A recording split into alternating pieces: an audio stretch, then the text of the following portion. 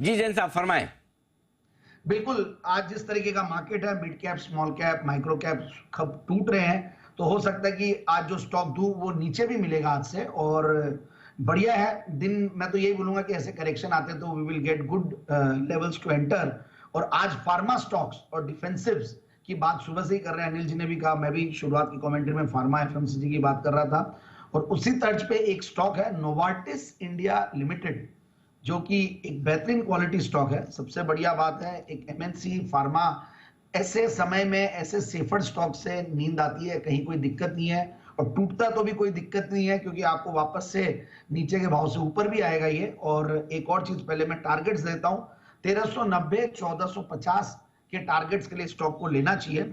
और सबसे बढ़िया बात है, एक बहुत बड़ी पेरेंटेज वाली कंपनी, मतलब one of the largest pharma players in the world, जो स्विस कंपनी है और एज ओल्ड कंपनी, मतलब बहुत पुरानी, और सब जानते ही हैं। और उनकी सब्सिडियरी है इंडिया में, नोवार्टिस इंडिया, बट इनका फोकस इंडिया पे रहता है, तो इसलिए बहुत ज्यादा है। और इनके काफी स्पेशलाइज्ड सेगमेंट्स और स्पेशलाइज्ड जो मेडिसिन है, उसकी वजह से बहुत ज्यादा टर्नओवर देखने को नहीं मिलता है। बट इनके जो कोर की डिजीज एरियाज है, जिनको ये न्यूरोलॉजी, ट्रांसप्लांट, ऑन्कोलॉजी और बोन और पेन पे ये लोग फोकस रहते हैं। सैंडोज लिमिटेड भी आपने सुना होगा, कैल्शियम सैंडोज, मैंने भी बचपन में खाई है।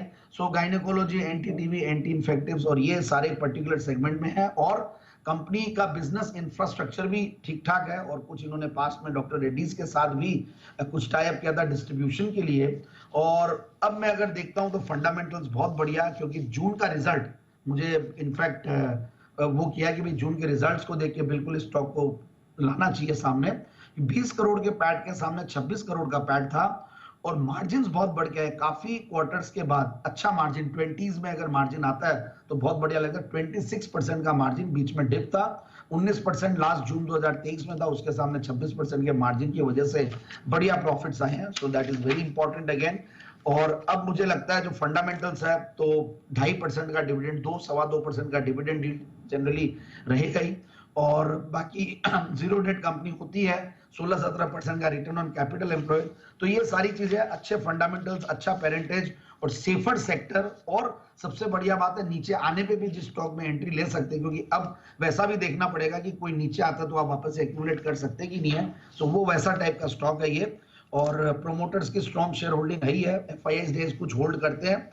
और पब्लिक शेयर होल्डिंग में भी मैंने अतुल लिमिटेड का नाम देखा, तो उससे भी कॉन्फिडेंस टू वेकेट नोवार्टिस पे ही है। तो ओवरऑल एक अच्छा स्टॉक। का पहला टारगेट 1450 का, दूसरा टारगेट के लिए स्टॉक को लिया जा सकता है।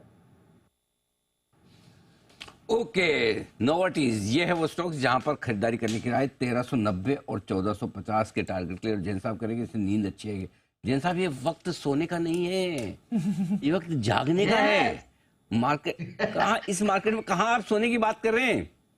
नहीं नहीं सर, नींद तो वैसे ही नहीं आएगी मार्केट को देख के। मैं तो स्टॉक्स वैसे ला रहा हूँ जो डिफेंस और ये पीएसयूज, और आज जो मार्केट मची हुई है। बट ठीक है, दिस वाज एक्चुअली एक्सपेक्टेड। और हमारे इन्वेस्टर्स काफी मैच्योर हो गए। जब हम जाते हैं आजकल सेमिनार्स, कॉन्फ्रेंसेस पे, तो देखते हैं कि आजकल लोग बहुत सेंसिटिवली काम करते हैं। बढ़िया, मतलब अनवांटेड मनी, अनबोरोड मनी से जब काम करते हैं तो पैसा तो बनेगा। और I think it will be an opportunity. बिल्कुल जागे हुए हैं अनिल जी, और रोज अच्छे स्टॉक्स लाएंगे। अब शायद मैं ज्यादा स्टॉक्स लाऊंगा, क्योंकि अपॉर्चुनिटीज अब और बेहतर आएंगी गिरावट पे। ये रहें, डटे रहें, टिके रहें।